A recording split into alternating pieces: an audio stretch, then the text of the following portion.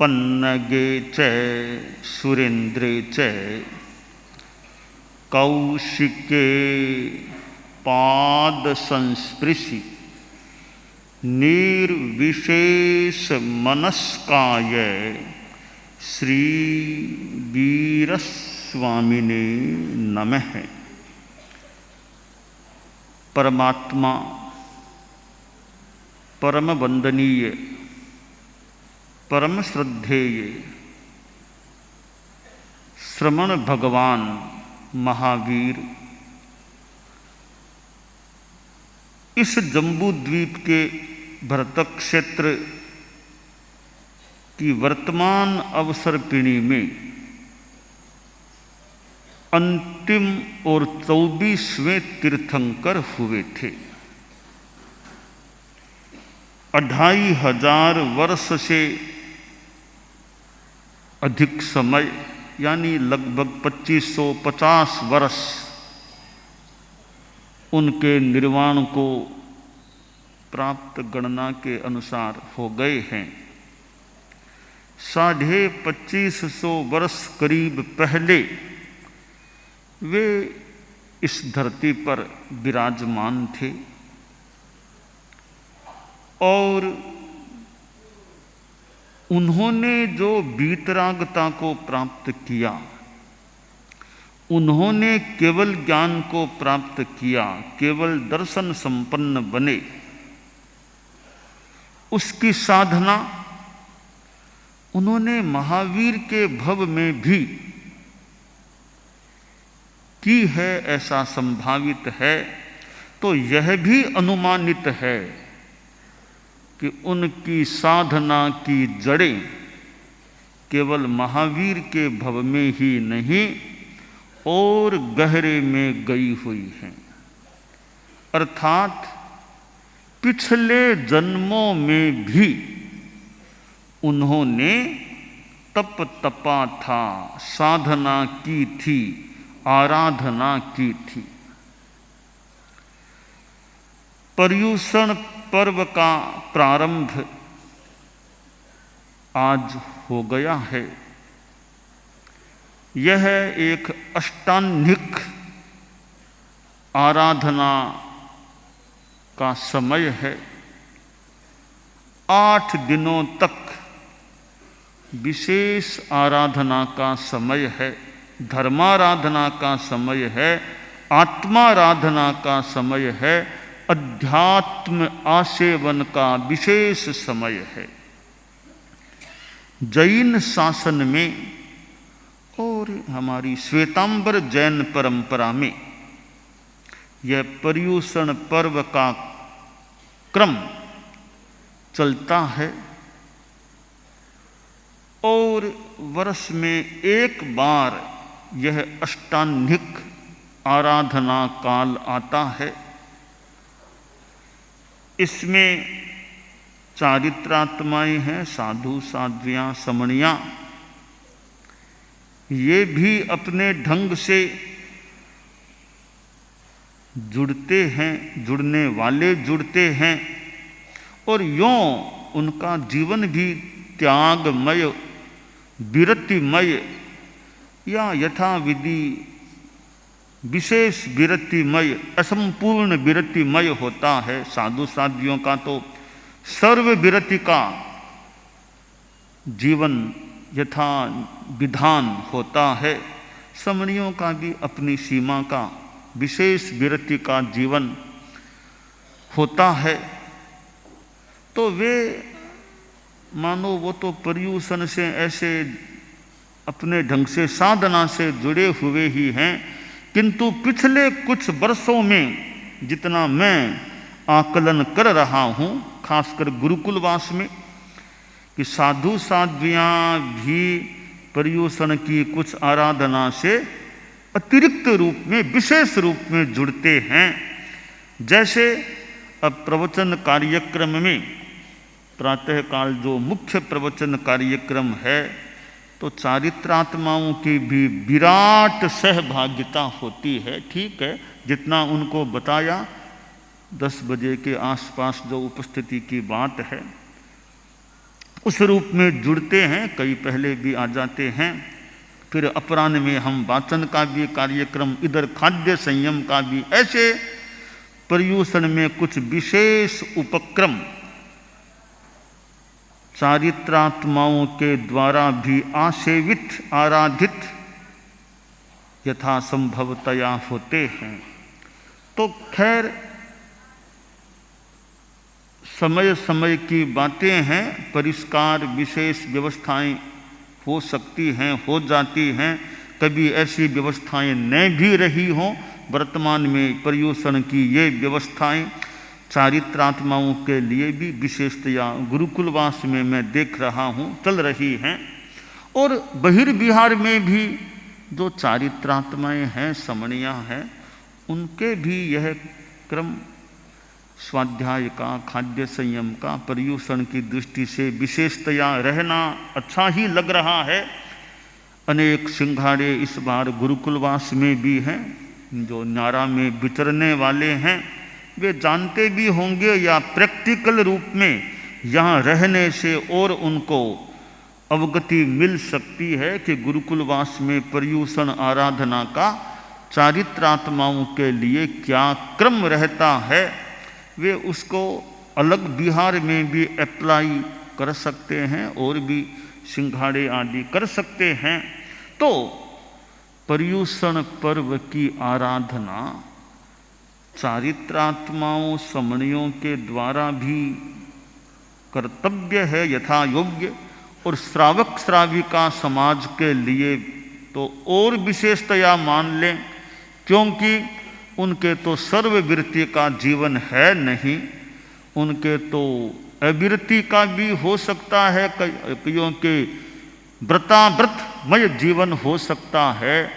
तो उनको तो और विशेष रूपेण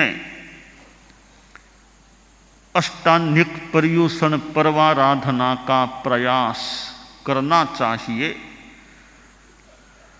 जैसे कुछ बातें इसमें दी हुई है, संयम रखना, सचित व जमीकंद का त्याग, सिनेमा देखने का त्याग, यथा संभव हो तो रात्रि भोजन का त्याग, कई बातें दे रखी हैं। यानी ये एक आराधना कैसे हो सके इसका दिशा निर्देश दिया गया है। तो गृहस्थ जो हैं उनके लिए तो विशेष अवसर है यह पर्युषण पर्व का। इन 8 दिनों में जितना संभव हो सके सावध्य कार्यों से, यानी सांसारिक कार्य जो जिनसे बचना प्रैक्टिकल है और उपयुक्त भी लगता है, उन सांसारिक सावध्य कार्यों से 8 दिनों से विरतिर अध्यात्म में प्रवृत्ति जितनी हो सके रखने का प्रयास होना चाहिए। जैसे अब वाहन का प्रयोग है, ऐसे तो आप गृहस्थ हैं, किंतु धर्म के संदर्भ के सिवाय या कोई जरूरी व मजबूरी के सिवाय वाहन के प्रयोग से 8 दिनों तक बचने का प्रयास हो। भी 8 दिन यात्रा और इधर उधर जाना करना, जितना भी 8 दिनों तक वाहन के प्रयोग से, बाकी तो जरूरी मजबूरी ये तो एक अपवाद अलग बात है ही। और धर्म के संदर्भ के सिवाय, धर्म का संदर्भ का मतलब कि आपको प्रवचन श्रवण, गुरु दर्शन, चारित्रात्मा दर्शन के लिए आना है, बाई कार आना है, तो वो वाहन का प्रयोग तो आप धर्म के संदर्भ में कर रहे हैं, वो एक अलग चीज है।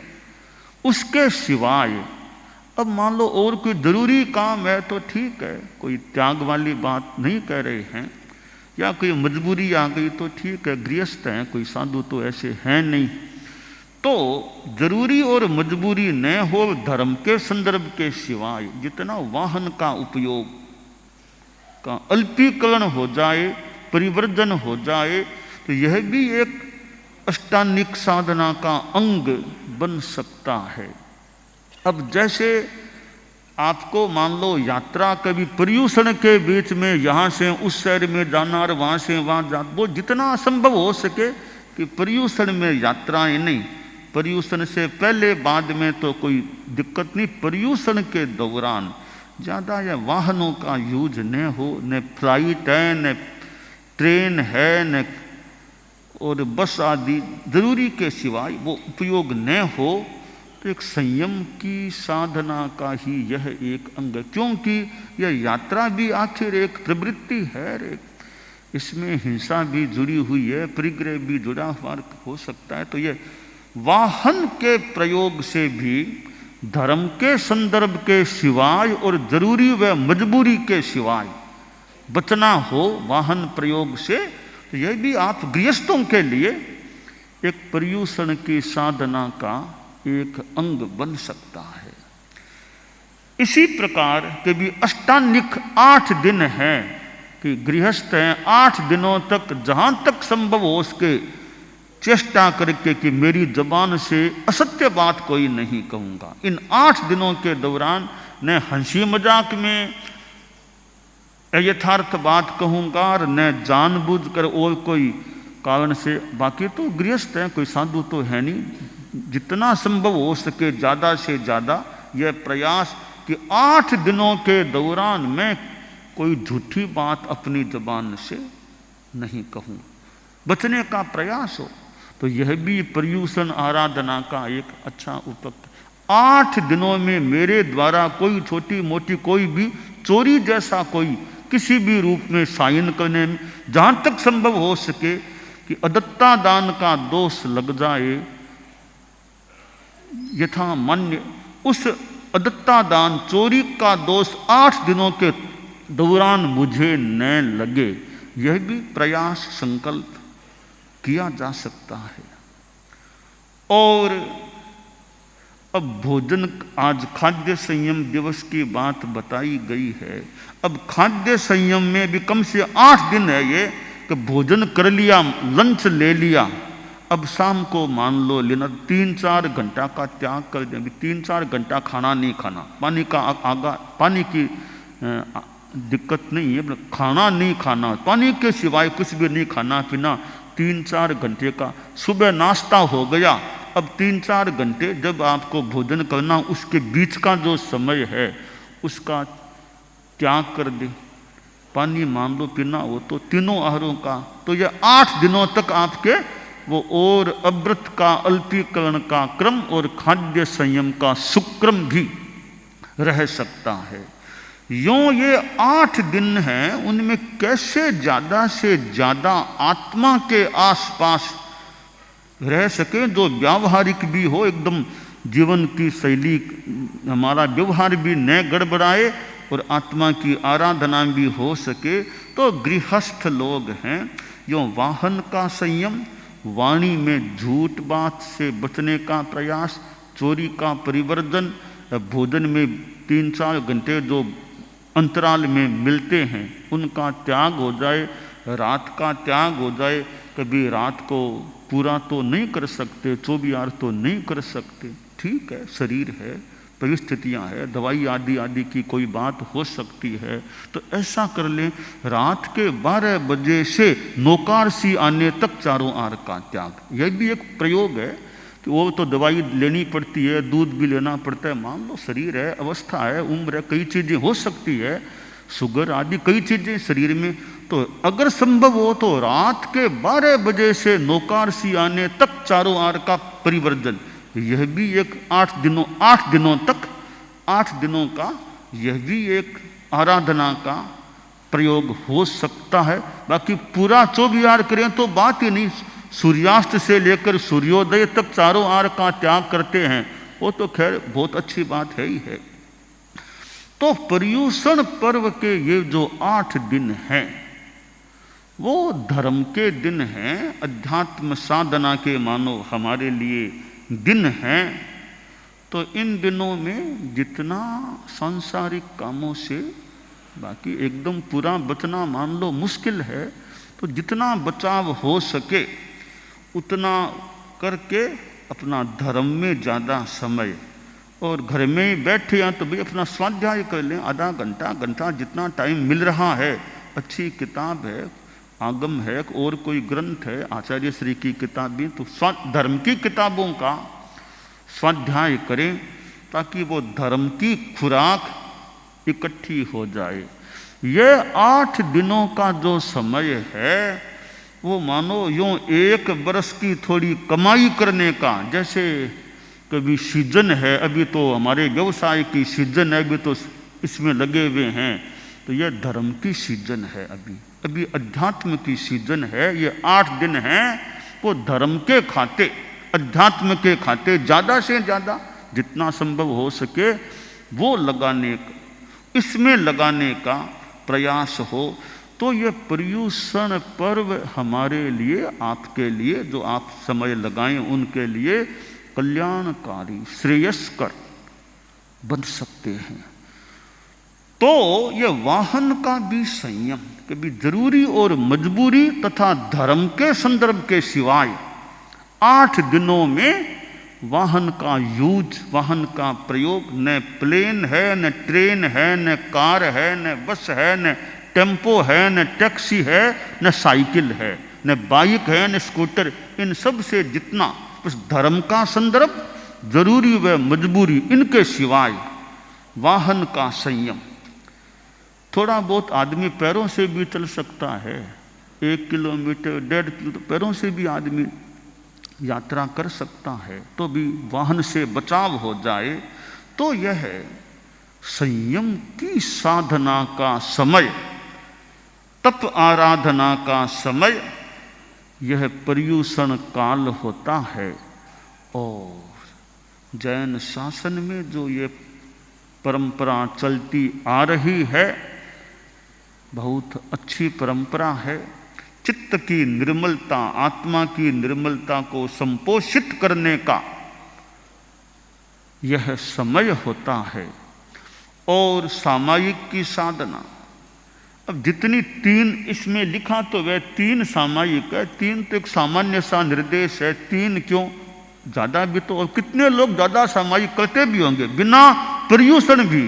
अभी तो खैर पर्युषण है, बिना पर्युषण भी यहाँ रहने वाले लोग तो कितने सामायिक कई करते भी होंगे।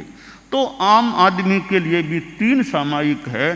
और 8 दिनों में जितना टाइम मिले, 3 क्यों, 4 को लो, 5 को लो, 7, जितना टाइम मिले कर सकते हैं।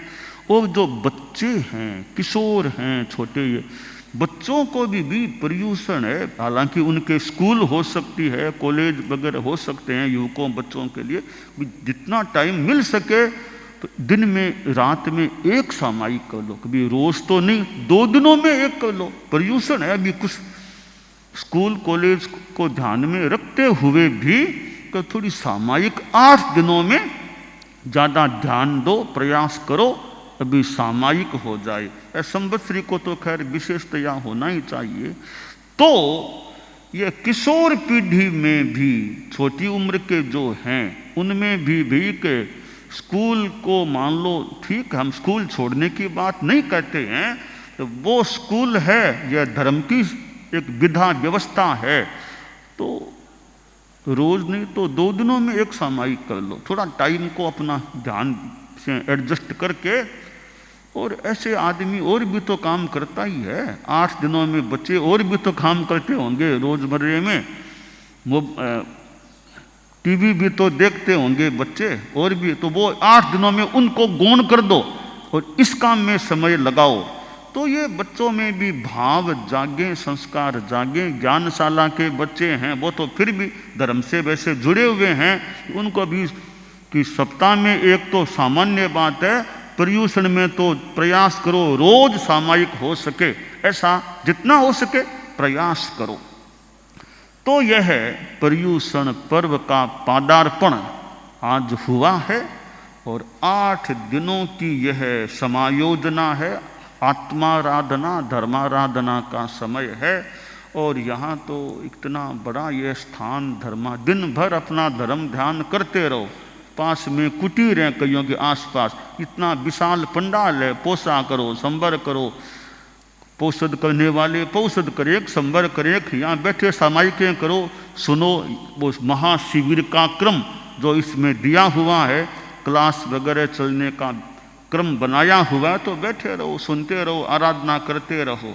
इतना स्थान है, सुविधापूर्ण जहाँ स्थान मिल जाए कि भी अपेक्षा हो गई तो आराम करना हो तो आराम की भी कौन मनाही करने वाला, वरना अपना धर्म ध्यान करो खूब। तो अच्छा एक निमित्तों का भी हम लाभ उठाएं। अच्छा निमित्त है, अच्छा स्थान, इतने साधु साध्वियाँ चारित्रात्माओं का यह परिसर, जहाँ इतने चारित्रात्माएँ हैं, समणियाँ हैं, और इतने आप लोग जैसे धर्म ध्यान करने वाले लोग जो यहाँ हैं उनका भी होना अच्छी बात है। इतने लंबे काल तक धर्माराधना साधना सेवा करने वाले कहाँ घरों को छोड़ कर के यहाँ आकर के रह रहे हैं, और छोटी उम्र के भी कोई वृद्ध नहीं तो भी यहाँ महीनों तक यहाँ रह रहे हैं, उपासना सेवा धर्म ध्यान में लगे हुए हैं। तो आप लोग भी तो साधक लोग हैं इस माने में। इतने साधकों का जहाँ मानो निवास प्रवास हो रहा है, तो ऐसा यह सुरम्य एक अध्यात्म के मानो माहौल से अनुरंजित